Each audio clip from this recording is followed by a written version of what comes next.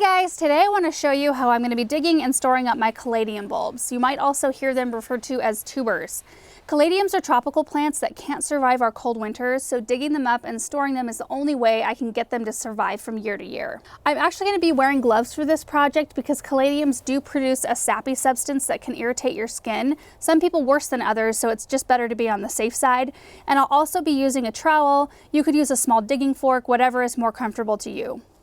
You'll want to dig up the bulbs once the soil temperature has dropped below 60 degrees in the fall, and this part is fairly easy because unlike other bulbs you might be familiar with, like tulips and daffodils that you bury 6 inches underground, caladium bulbs are only usually 1 inch or 2 under the soil surface, so they pop right up. It's best to keep your digging tool a few inches away from the base of the plant though to avoid accidentally piercing the bulb, so just keep that in mind. Once your bulbs are up, you'll want to cut the leaves and roots off with scissors or your snips so you're just left with the bulb. Make sure to label your bulbs if you're dealing with more than one variety so you can keep them separate and you'll know what you're planting the next year. You can wash them off with water at this point if you want to, but I think I'm just going to brush the excess soil off after they've dried a little bit. It always makes me a little nervous to add any extra moisture in at this point, or really for anything I'm wanting to store. Now the bulbs need a chance to cure or dry and callus over for storage. It's best to do this in a spot that has really good air circulation and temperatures that stay between 70 and 90 degrees, which at this point for us, that means they're going to have to be inside somewhere. A 50% or higher level of humidity is ideal.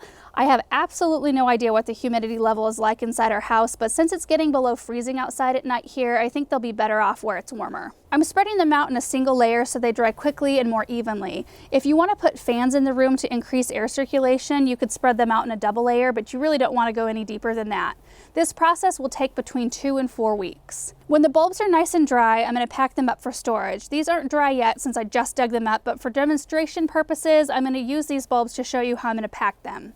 So I'm going to store them in a cardboard box in layers of shredded paper. You just want to make sure you're using a well-vented container like this box that has open holes on the side, or something like a milk crate or a paper bag, just a container that won't trap extra moisture inside. Then to store them until next spring, they'll go in a closet here in the house. You just want a spot that stays dry and won't go below 65 degrees, which are conditions I think you'll find in the average home. You can also take the leaves that you cut off the bulbs and arrange them in a vase to enjoy for several days. So that's how I'm going to be storing my caladium bulbs. Now obviously the ones I just showed you in the box, I'm going to be taking back out of the box to allow them to cure.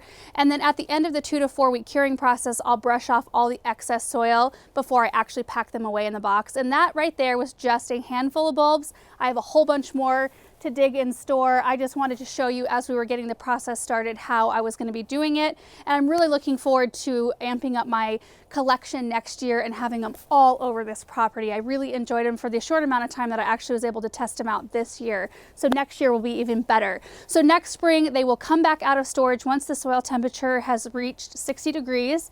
They don't like anything cooler than that, which is typically mid to late May for us here in Eastern Oregon, and I'll be planting them again. So hope this video was helpful, and we will see you in the next one. Bye.